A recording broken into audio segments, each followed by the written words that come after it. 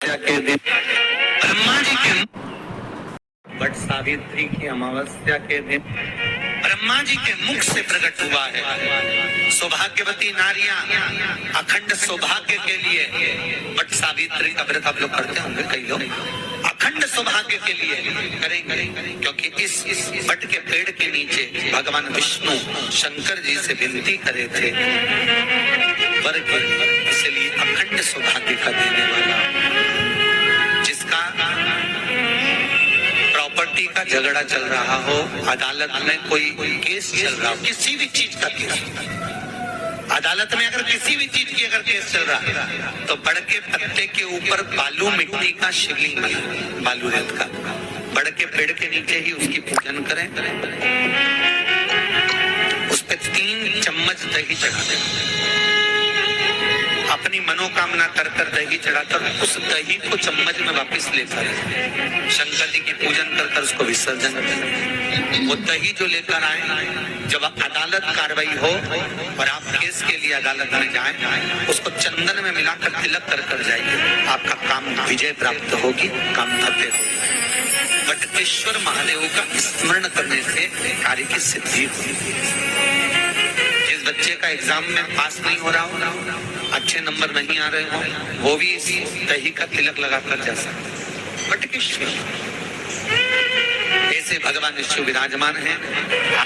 16 श्रृंगार में नारी के हाथ की चूड़ी का कलर अलग हो सकता है, चूड़ी की डिजाइन अलग हो सकती है, चूड़ी अलग हो सकती है, चूड़ी महंगी सस्ती हो सकती है, मंगलसूत्र की कीमत ऊंची नीची हो सकती है, पाँव की बिछुड़ी की कीमत ऊंची नीची हो सकती है, कान के कुंडल की कीमत ऊंची नीची हो सकती है।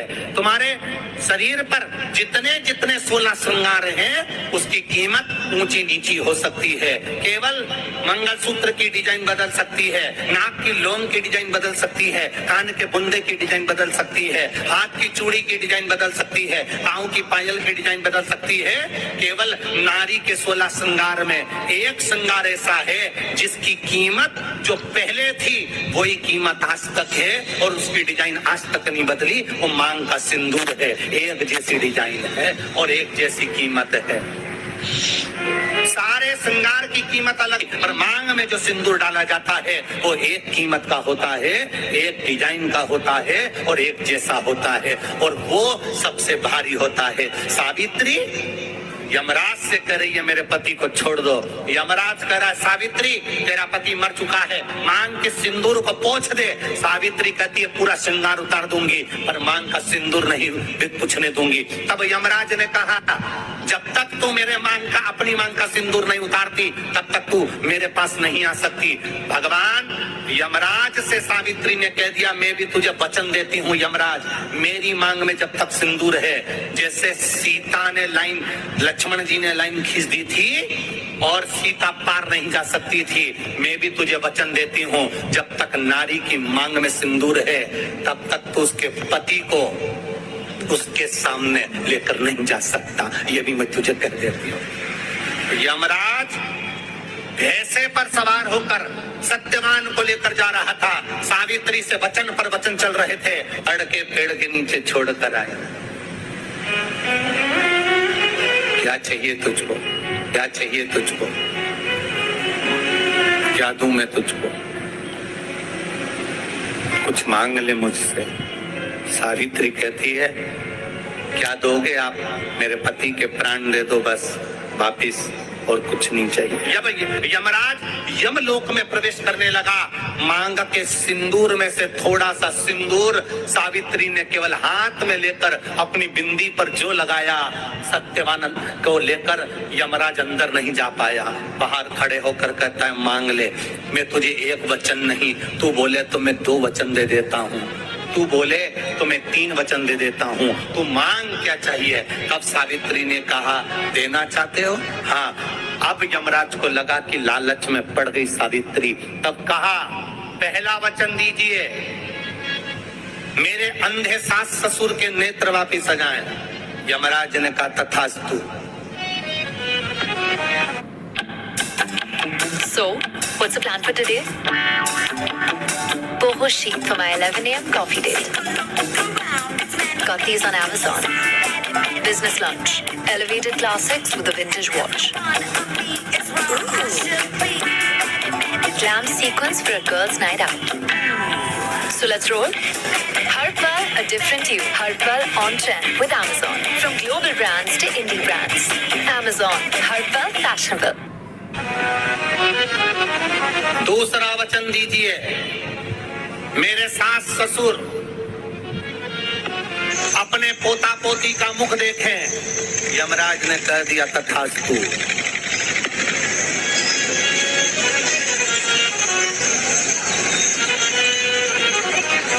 जाओ। यमराज जाने लगे, फिर आग जलने लगी। कहने लगे अब मैं अंदर क्यों नहीं जा पा रहा। सावित्री कहती है तुमने वर दिया है मेरे सास ससुर पोता पोती का मुख देखें, उनके बेटे को तुम ले जाओगे तो पोता पोती कहां से होगा। छोड़कर जाओ।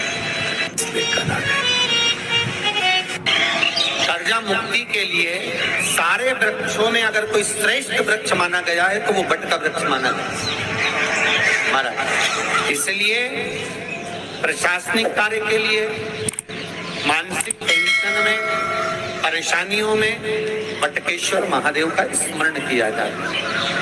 और यदि निवेदन करूंगा बहुत ज्यादा, यदि आपको कर्जा हो गया है, बहुत ज्यादा कर्जा हो गया और वो कर्जा चूक ही नहीं रहा, तो थोड़े दिन बड़ के पेड़ के नीचे आप बटकेश्वर महादेव के लिए 1 लोटा पानी, उसमें थोड़ा सा पिसा हुआ चावल पीस के गला लेना चावल को और पीस लेना, पीस के उस पानी में मिला और मिलाकर उसमें थोड़ी सी हल्दी पिसी हुई डालकर बटकेश्वर महादेव के नाम से बड़ के पेड़ के नीचे अपनी कामना कर जो कर्जा हुआ है उस कर्जे का भान देते हुए, स्मरण देते हुए छोड़ दे।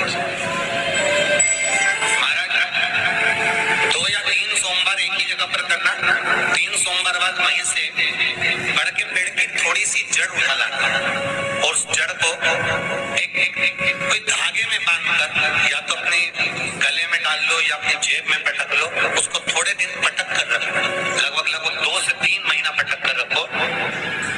और जड़ जैसे बड़का पेड़ विस्तार होता है, पानी गिरे ना गिरे, जल वृष्टि हो ना हो, गर्मी पड़े ना पड़े, उसको कोई फर्क नहीं पड़ता। बड़का वृक्ष आप रूप फैलता जाता, उसकी जड़ें अपने आप प्रबल होती है। उसी तरह ये बटकेश्वर महादेव कहीं से भी अगर जड़ आपके पास में रखी है 1 महीना, 2 महीना, 3 महीना तक, तो ये जड़ अपने आप लक्ष्मी को पकड़कर खींच कर लाती है और कर्जे से मुक्त कर देती है। बटकेश्वर महादेव महीने में 1 बार पानी के लोटे में, जल के पात्र में थोड़ा सा दूध डालकर, 5 काली मिर्ची डालकर शंकर को समर्पित करते रहो तो जिंदगी में कभी घर के अंदर कोई बड़ी बीमारी प्रवेश नहीं कर सकती, कभी जिंदगी में नहीं आ सकती। घर में लड़ाई चल रही है, क्रोध हो रहा है, विवाद हो रहा है, आपस में परिवार टूट रहा है, विवाद हो रहा है, पति पत्नी में झगड़ा हो रहा है, अदालत तक बात पहुंच गई, तलाक तक बात पहुंच गई, तो भी अगर एक श्रीफल को लेकर घर में घुमाकर उस पे लच्छा लपेटकर तुमरुका जी का नाम लेकर, जिस पति पत्नी में झगड़ा और उसके नाम का मोली लच्छा, लच्छा जानते हो मोली जो हाथ में बांधते हैं, नाड़ा, उसको लपेट कर अगर शंकर जी के मंदिर में ले जाकर उसको समर्पित कर दिया जाए तुमरुका जी के नाम से, तो पति और पत्नी में प्यार होना समाप्त हो जाता है, दोनों में प्रेम बढ़ जाता है। तलाक की भी बात चल रही हो तो दोनों में प्रेम हो जाता है, तलाक समाप्त। बट सावित्री की अमावस्या के दिन किसी एक माता ने सीहोर आश्रम पर एक मैसेज भेजा और उस मैसेज में लिखकर भेजा कि गुरुजी से पूछना, हम भी तो पति कितना मानते हैं, पति का सम्मान करते हैं, पति को आदर देते हैं, तो हम भी सावित्री की गिनती में। सीहोर से मैसेज आया कि गुरुजी वो ऐसा ऐसा पूछा गया है, आप बताओ क्या कहना है। हमने कहा कह दो, जब बट सावित्री आती है तभी तुम पति को प्रणाम करती हो, जब दिवाली आती है तब पति को प्रणाम करती हो, जब करवा चौथ आती है तभी चलनी में मुंह देखती हो, बाकी के समय तो तुम जूड़ा बांध के ऐसी बोलती हो कि पति थर थर कांपता है। 16 श्रृंगार में नारी के हाथ की चूड़ी का कलर अलग हो सकता है, चूड़ी की डिजाइन अलग हो सकती है, चूड़ी अलग हो सकती है, चूड़ी महंगी सस्ती हो सकती है, मंगलसूत्र की कीमत ऊंची नीची हो सकती है, पाँव की बिछुड़ी की कीमत ऊंची नीची हो सकती है, कान के कुंडल की कीमत ऊंची नीची हो सकती है। तुम्हारे शरीर पर जितने जितने 16 श्रृंगार हैं उसकी कीमत ऊंची नीची हो सकती है। केवल मंगलसूत्र की डिजाइन बदल सकती है, नाक की लौंग की डिजाइन बदल सकती है, कान के बुंदे की डिजाइन बदल सकती है, हाथ की चूड़ी की डिजाइन बदल सकती है, पाँव की पायल की डिजाइन बदल सकती है। केवल नारी के 16 श्रृंगार में एक श्रृंगार ऐसा है जिसकी कीमत जो पहले थी वही कीमत आज तक है और उसकी डिजाइन आज तक नहीं बदली। वो मांग का सिंदूर है, एक जैसी डिजाइन है और एक जैसी कीमत है।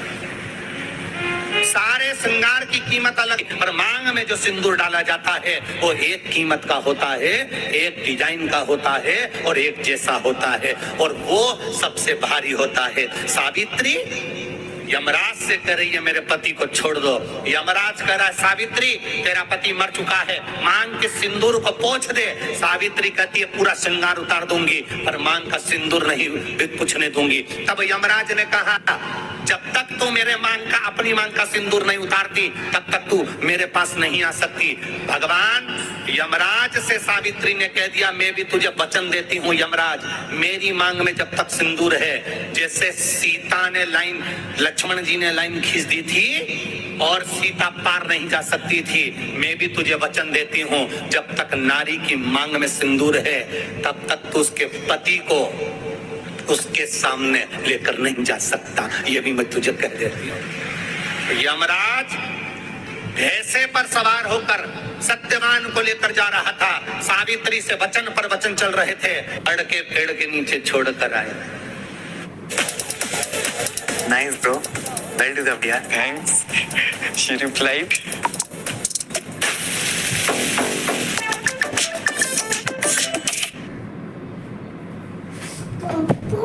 एड आयु सोच पड़ी हो। क्या चाहिए तुझको, क्या चाहिए तुझको, क्या दूं मैं तुझको? पापा कुछ मांग ले मुझसे। सावित्री कहती है क्या दोगे आप? मेरे पति के प्राण दे दो बस वापिस, और कुछ नहीं चाहिए। जब यमराज यमलोक में प्रवेश करने लगा, मांग के सिंदूर में से थोड़ा सा सिंदूर सावित्री ने केवल हाथ में लेकर अपनी बिंदी पर जो लगाया, सत्यवान को लेकर यमराज अंदर नहीं जा पाया। बाहर खड़े होकर कहता है मांग ले, मैं तुझे एक वचन नहीं, तू बोले तो मैं 2 वचन दे देता हूँ, तू बोले तो मैं 3 वचन दे देता हूँ, तू मांग क्या चाहिए? तब सावित्री ने कहा देना चाहते हो? हाँ। अब यमराज को लगा कि लालच में पड़ गई सावित्री, तब कहा पहला वचन दीजिए, मेरे अंधे सास ससुर के नेत्र वापिस आ जाएं। यमराज ने कहा तथास्तु। दूसरा वचन दीजिए, मेरे सास ससुर अपने पोता पोती का मुख देखें। यमराज ने कह दिया तथास्तु।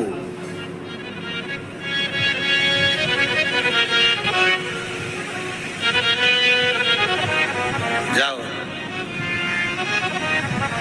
यमराज जाने लगे, फिर आग जलने लगे, कहने लगे अब मैं अंदर क्यों नहीं जा पा रहा हूं? सावित्री कहती है तुमने वर दिया है मेरे सास ससुर पोता पोती का मुख देखें, उनके बेटे को तुम ले जाओगे तो पोता पोती कहां से होगा? छोड़ कर जाओ।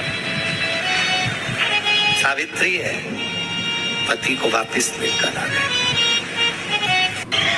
कर्जा मुक्ति के लिए सारे वृक्षों में अगर कोई श्रेष्ठ वृक्ष माना गया है तो वो बट का वृक्ष माना गया महाराज। इसलिए प्रशासनिक कार्य के लिए, मानसिक टेंशन में, परेशानियों में बटकेश्वर महादेव का स्मरण किया जाए।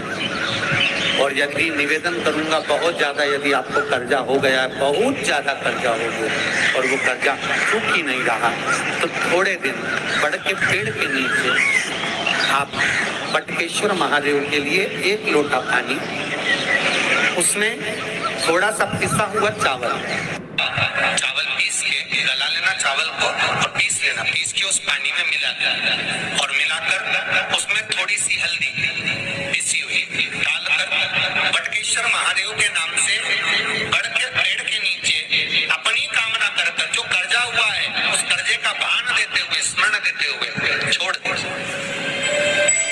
महाराज 2 या 3 सोमवार एक ही जगह पर करना, 3 सोमवार बाद वहीं से बड़ के पेड़ की थोड़ी सी जड़ उठा लाना